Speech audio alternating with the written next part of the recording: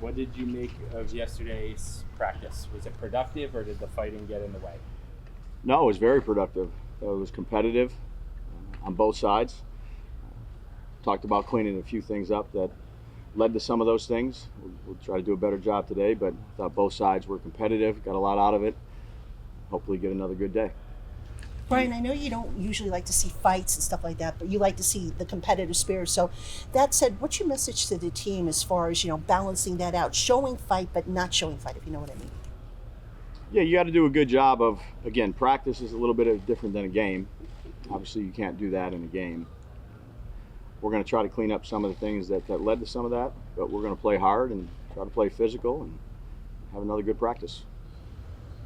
Do you like how the Daniel and the offense, came out and seemed to, give as much as they took, certainly? Yeah, again, talked about this yesterday. It's practice, so there was some good things, just like there's been throughout training camp. There's things we need to improve from an execution standpoint. The style, I appreciate the style that they played with. But, another good day here against another good team and try to get better. What is the style mean? What do you mean by style? It's a word you don't use. Effort, physicalness, playing through the whistle, the right mindset, competitive. Do you tell Daniel not to go into those piles, or do you think he understands that now? Yeah, I saw the play that happened, and again, really don't want anybody getting into piles during practice. Understand what it is. He kind of stood back, and I said, "What you going to do in there?"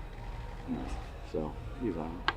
My guy's down on the ground. I said, "All right, just stay out, okay?" Your energy seemed to be up during that practice. We could hear you yelling on multiple occasions. How much does that kind of atmosphere get you going, and what are you trying to get out of it? We're just trying to get better collectively as a team. So again, it's you're going against a good football team. You're competing. It was a fun day. Any updates on if Daniel or any of the starters are going to play Thursday? Yeah, we'll talk about that tomorrow night. Is Manhurst practicing today? What happened? Manhurst's practicing. Yeah, he's fine. Anybody come back? Same as what it's been. There's actually two new players that I just got coming out here. One is Dennis Houston. He got a hand, so he's not going to be out there. And I just got Darnay. He's going to get looked at. So those two guys will be the new additions. Coach, Daniel said after practice he would like to play on Thursday. Does his opinion weigh in at all to your decision? Yeah, we're going to do what we think is best for the team. Have a good day of practice here, and then we'll make those decisions. Darnay, is that something that's concerned for you long term? I just heard about it, so I'll have more information tomorrow with that. What is the? I literally just heard that he's going to get looked at. So again, we'll see where he's at when I get after practice. All good?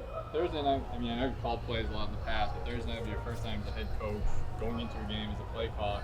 Just curious, what do you foresee changing for you, and how are you going to manage having that role with the head coaching duties? Just calling the plays. Other than that, I have people that I rely on the last 2 years, communication-wise.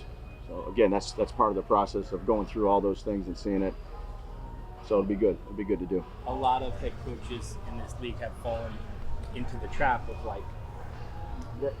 when the other side of the ball is on the field, they're with the side they're calling plays for. You know what I'm talking about.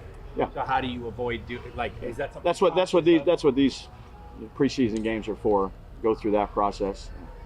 Again, I think every team we play this year that has an offensive head coach besides one, they call the plays. I've talked to plenty of people. So I just want to go through the process of the preseason, the mechanics of it, the communication with my staff, really in all three phases, plus the people that help me with game management. So that's much needed. How does that change, though? If you're going to be calling the plays on Thursday, the communication and the that's pretty much all the same. Obviously, give the play to the quarterback, but everything else I foresee being very similar. But that's why we're doing it. That's what the preseason's for. Would you still have Mike up in the booth?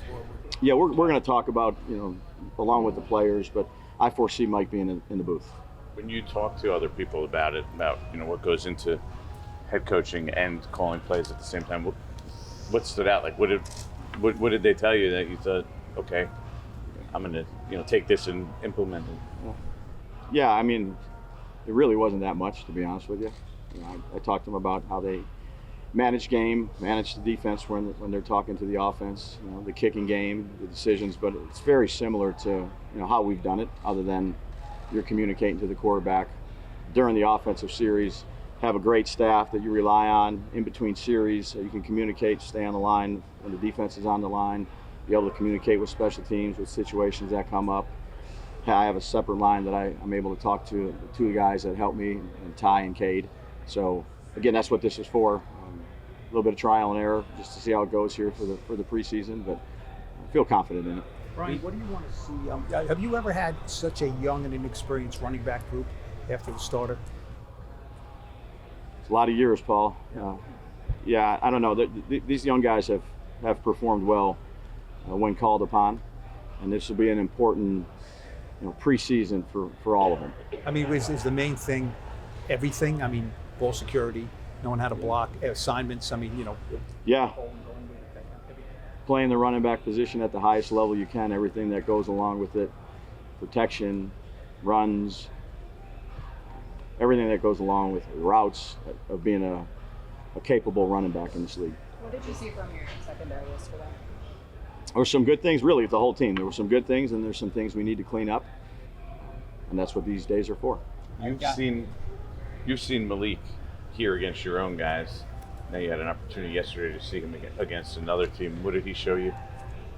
What he showed all camp. Competitive, knows what to do.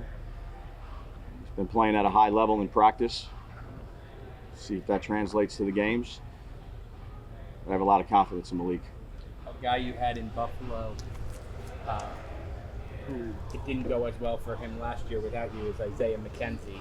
What do you see from him here? He showed us he's kind of an energy guy and still has some juice in his legs. Yeah, he does, and he is an energy guy. He's an energy guy in the classroom. He's a very good teammate. He knows how we want to play. He can play fast because he knows the system pretty well. He's going to have an opportunity to return punts, and that's going to be an important evaluation process for him. But he's been a good addition to that room and to the punt return room. So there'll be some competition with Gunner, and we'll see how that competition unfolds. He essentially kicked off. One more time. He essentially got kicked off the Colts team with 3 games left last year. Just how did you get comfortable with whatever happened there? I know you know him. Yeah, no, I have a very good relationship with Isaiah. I'd say both on and off the field. That's important, but the most important thing is we think he can play. So he's right in the mix. He's competing. He understands that. He's been nothing but a good teammate, and glad he's here. Brian, how tricky is it when you have to kind of lay into someone else's player, like 91 touching Daniel yesterday? And does having a relationship with Campbell help? Absolutely, absolutely. Dan and I we talked a lot yesterday, try to clean up some of the stuff. We both thought it was good juice, good energy. He knows that if he needs to do that, no problem. The big thing is we want to keep the quarterbacks clean. It's hard enough to play in this league, and you want to practice the right way. That's why we choose to practice. We got a lot of respect for one another, and at times it got a little heated yesterday, but we still respect each other. The guys respect each other. We just want to stay away from the quarterbacks and a couple other little things that we can clean up on both sides. So we'll try to do that. Is Drew starting to solidify himself as that nickel? He's last few days he's shown up, so continue to work and have progress with him. We have different packages with different guys in there, but he's had a good, call it the last 3 days of practice.